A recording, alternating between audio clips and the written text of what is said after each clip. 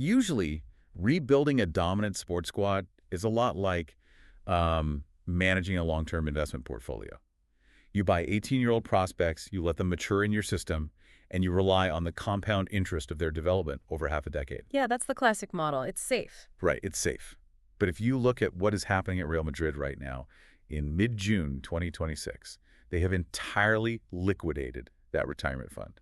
They have literally walked straight into the casino, and they are putting liquid cash on the table for immediate, hardened veterans. Tearing it up at breakneck speed, I mean, the internal memos and the tactical shifts we are seeing inside the club indicate a massive panic, or maybe an awakening. They realize their previous model was fundamentally broken for the current moment. Exactly. Yeah. We are watching a total operational pivot. And if you're joining us today, we're doing a deep dive into how Real Madrid is altering its DNA on 3 distinct fronts. We are looking at how they acquire players, how their manager dictates tactics, and ultimately how you, the fan, are going to visually consume the sport. And we're not talking about minor tweaks here. We are talking about ruthless, billion-dollar corporate strategy. Yeah, whether you are a die-hard football analyst tracking every tactical shift, or you're just fascinated by elite organizational pivots, this deep dive will show you exactly what happens when the most valuable club on earth decides to rewrite its own rules. Yeah. So let's start with the bombshell that just dropped internally. MARC Cucurella has officially signed a contract with Real Madrid until 2032. A 6-year contract for a 28-year-old player. I mean, the sheer audacity of that structure tells you everything you need to know about the current urgency inside the boardroom. It's wild. It really is. We are talking about a transfer fee of around 60 million euros, which pushes Cucurella into incredibly rare air.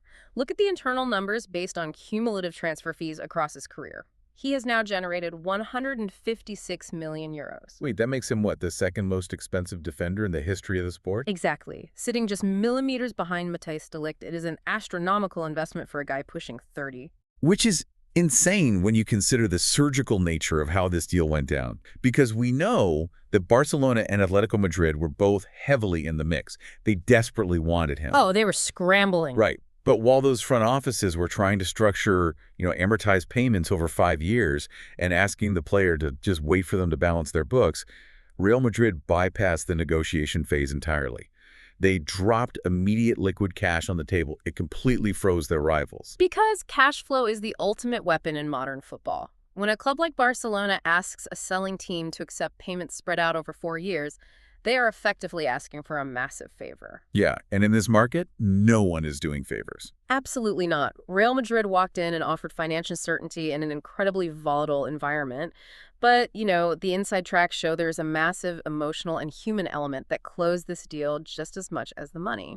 Yeah, it's not just a boardroom transaction at all. If you look at Cucurella's partner, Claudia Rodriguez, the personal stakes become incredibly clear. She put out a very raw social media post detailing what this move means for their family. Right. She talked about arriving in London years ago with just 2 babies and now packing up to leave with 2 small boys and a British-born baby girl. And despite Cucurella's deep ties to London, playing for Arsenal and Chelsea recently, Claudia was actually a massive childhood Real Madrid fan. She even posted archival photos of herself as a kid wearing the iconic white shirt. I mean, in a transfer market completely dominated by agents and spreadsheet math, finding a player whose family views your city as the ultimate emotional pinnacle is a huge leverage point. It creates an immediate cultural buy-in that you simply cannot purchase with a sign-on bonus. Exactly. It's priceless. But wait, hold on. I need to push back on the actual football logic here, because it's a 6-year deal for a 28-year-old whose entire brand, his entire identity on the pitch, is explosive, relentless sprinting. Isn't that an astronomical physical gamble? It is a massive liability waiting to happen around year 4. Right. Real Madrid spent the last decade strictly reserving these massive long-term deals for teenagers like Vinicius or Camavinga. They do not give 6-year deals to guys nearing 30. They didn't used to. But that is the defining proof of the paradigm shift. The internal analyses we've seen explicitly state that Madrid is abandoning the youth-only prospect policy because they diagnosed a fatal flaw in their current squad. Lack of grit. A complete lack of immediate defensive structure and grit. They cannot wait 3 years for a teenager to learn how to suffer in a Champions League semifinal. They need a player who will bleed on the pitch tomorrow. Hence the nickname floating around the training ground right now. The internal chatter is that Cucurella is affectionately being called the Donny Carvajal of poor people. And honestly, that is the ultimate tactical compliment within that specific locker room. Oh, absolutely. Carvajal is the gold standard for combative, win every duel, dark arts defending. Cucurella is being brought in to mirror that exact aggressive profile on the left flank. Look, he does not have Marcelo's technical flair. He never will. No, and he isn't meant to. Yeah. He brings a pragmatic, borderline nasty reliability that the team was severely lacking. Which means Cucurella isn't an isolated panic buy. He is part of a deliberate, aggressive pattern. And that pattern is being entirely engineered by the man in the dugout, JOSÉ Mourinho.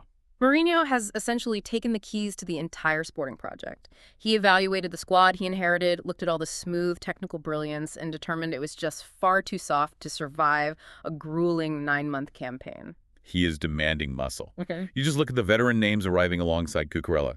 Denzel Dumfries, Ibrahima Konate, Bernardo Silva. It's a total overhaul. Yeah, usually a rebuild is about lowering the average age of the squad. Yeah. Here, it feels like Mourinho is treating this like an NFL franchise operating in a 2-year Super Bowl window. That is the perfect analogy. Right. He doesn't want draft picks to develop. He wants hardened veterans who know the dark arts of closing out a brutal 1-0 victory away from home. The NFL analogy works because it highlights the complete disregard for long-term development. Mourinho wants immediate defensive solidity. But securing those premium veterans means the club is fundamentally breaking its own financial wage structures. Which brings us to Bernardo Silva. Yeah. Because this is the clearest example of this boardroom compromise. Let's break that down. Yeah. Because the public narrative out there is that Bernardo Silva is arriving on a free transfer. Oh, and free is the most expensive word in football. Exactly. The internal breakdown reveals that it is anything but free. Whenever a player of Silva's caliber lets his contract run down, the transfer fee doesn't just magically disappear. It gets redirected into the pockets of the player and his representatives. So what are the actual numbers looking like internally? The internal accounting shows Silva is commanding a €10 million sign-on bonus just to put pen to paper. And on top of that, another €10 million is being routed directly to his agent, Jorge Mendes, and Silva's father. So that's €20 million in pure phantom costs just to get a 31-year-old in the building. Again, Barcelona and Atletico are priced out before the conversation even begins because they simply cannot justify 8-figure agent commissions. Madrid is out-muscling the market through sheer financial force. And Mourinho is applying that exact same force to out-muscle the internal culture of the club, isn't he? I mean, he is systematically clearing out the old guard in the backroom staff. He's replacing them with fiercely loyal lieutenants. Bringing Sami Khedira onto the coaching staff is a massive tactical statement. Especially considering the internal chatter that Toni Kroos was originally being considered for a backroom role, but Mourinho ultimately discarded him. Well, Kroos represents the absolute antithesis of Mourinho's vision. Too much aesthetic. Way too much. Kroos is smooth, possession-based, beautiful football. Khedira is vertical, physical, and highly disciplined. Mourinho wants coaches who embody the exact grit he is demanding from the players. It is an intentional eradication of the previous era's identity. But here's the thing. Engineering a win-now team with highly paid veterans creates a massive immediate problem on the ledger. You cannot just hoard talent infinitely. If you bring 5 established players in, you have to force players out. And that departure dilemma is mathematically the hardest part of tearing up a playbook. You have players sitting on incredibly lucrative contracts who have zero incentive to facilitate a transfer. The Dani Ceballos situation is the perfect case study for this logjam. If you look at the mechanics of his contract internally, Ceballos has absolutely no reason to pack his bags. Not at all. He has performance bonuses baked into his deal that guarantee him roughly €5 million this year if Real Madrid wins the league. So just walk through the logic from the player's perspective. Why would Ceballos accept a transfer in July to, say, a mid-table Premier League club where he will likely take a massive base pay cut? Right, you wouldn't. Exactly. Yeah. Why do that when he can simply sit on the bench in Madrid, collect a €5 million bonus in May, and then leave as a free agent the following summer to command a massive sign-on fee elsewhere? The club's own incentive structure has completely paralyzed their ability to clear roster space. It creates a massive bottleneck, particularly in the midfield, and it is forcing some incredibly uncomfortable internal debates about the so-called untouchable players. Yeah, the inside sources indicate there is a real high-level discussion happening right now about whether to sell Aurelien Tchouameni or Federico Valverde to balance the books. Which sounds crazy on the surface. Huh. But to understand why two of the most valuable midfielders in the world are on the chopping block, you have to look at the mechanics of Mourinho's tactical system. He demands a strict double pivot. A very strict double pivot. That essentially means he wants two defensive midfielders bolted to the center of the pitch, acting as an immovable shield in front of the center backs. Whereas the previous manager, Xabi Alonso, relied on fluid movement, rotation, guys swapping spaces. Mourinho wants absolute rigidity. Exactly. And that rigidity destroys the utility of a player like Valverde. Because he roams too much. Yes, Valverde is a dynamic, roaming, box-to-box engine. His greatest strength is his ability to cover massive expanses of grass. But in a strict double pivot, if he roams out of position to press the ball, he breaks the defensive shield. So suddenly his best attribute becomes a massive tactical liability for Mourinho. Right. Now, Tchouameni, on the other hand, fits the pivot perfectly. He is disciplined. But he might be the only asset valuable enough to fund the rest of the veteran acquisitions if they sell him to the Premier League. It is a brutal strategic dilemma. Keep the guy who fits the system but lose your funding, or sell him and keep the guy who breaks your tactical shield. It's lose-lose in many ways. And this shift to an iron-fisted, rigid structure isn't just affecting the guys on the trading block. The tactical shockwaves are hitting the biggest star on the planet. Oh, the Mbappe situation. Yeah.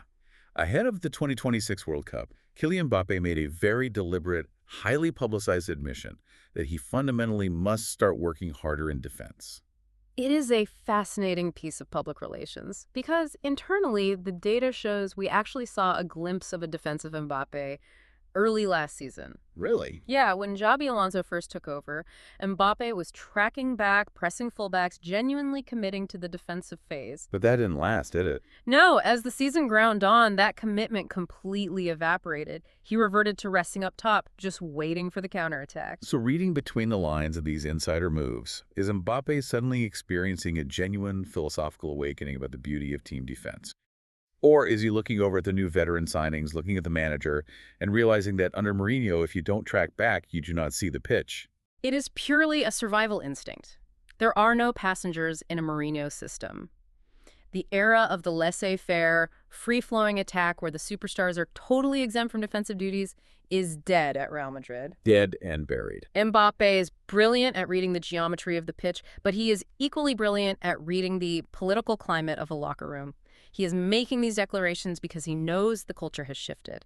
He is adapting his brand to match the new reality. Adapt or die. So Mourinho is engineering this incredibly expensive, veteran-heavy, win-now team on the pitch. But to fund this massive breach of their historical financial rules, I mean, paying €20 million agent fees and handing out 6-year deals to 28-year-olds, the club has to fundamentally change how it makes money off the pitch. They have to print money somehow. Exactly. And that leads us directly to the third front of this operational shift, the partnership with Apple to launch Bernabeu Infinito. This is the moment Real Madrid ceases to be just a football club. They are fully transitioning into a global technology platform. They are attempting to solve the greatest geographic limitation in the history of live sports. The internal details on this virtual reality broadcasting experience sound like pure science fiction. Fans can use a €3,500 Apple VR headset to experience the game in a completely immersive spatial environment. And we are not talking about just watching a flat screen inside a virtual room. No, the technology allows a fan to literally stand directly behind the penalty spot when Mbappe takes a crucial kick.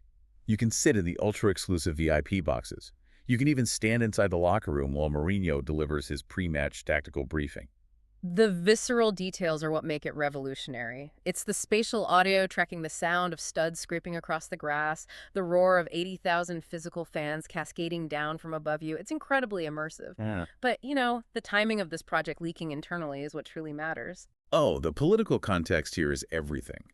Because this technology was actively being beta tested at Florentino Perez's electoral headquarters just days before the fiercely contested club elections against his challenger, Riquelme. It was a highly calculated flex of administrative power. Perez was planting his flag, visually demonstrating to the voting club members that under his leadership, Real Madrid is securing its financial supremacy for the next 50 years. It is the absolute cornerstone of their modern business strategy to monetize the global fan base. But let's examine the reality of that democratization for a second. A €3,500 headset is a massive barrier to entry. It's hugely expensive. Right. Does this actually democratize the stadium experience for the global fan? Or does it just invent an entirely new, ultra-elite VIP tier of virtual consumers who never actually set foot in the city of Madrid? Well, look, the initial hardware cost is undeniably prohibitive right now, but you have to look at the scalability of the mechanism. A physical stadium made of concrete and steel is inherently limited. The Bernabeu holds roughly 80,000 people. And you can't just build more seats infinitely. Exactly. No matter how popular the club gets in Tokyo, Lagos, or Los Angeles, the physical supply of seats remains flat. So supply and demand dictates that physical tickets will only ever become more exclusive. Precisely. The Bernabeu Infinito project transforms the club into a boundless digital arena. Software scales infinitely. Once the hardware inevitably drops in price over the next decade, the club will essentially have infinite seating capacity. They could sell 2 million virtual front-row tickets to a Champions League final. Exactly.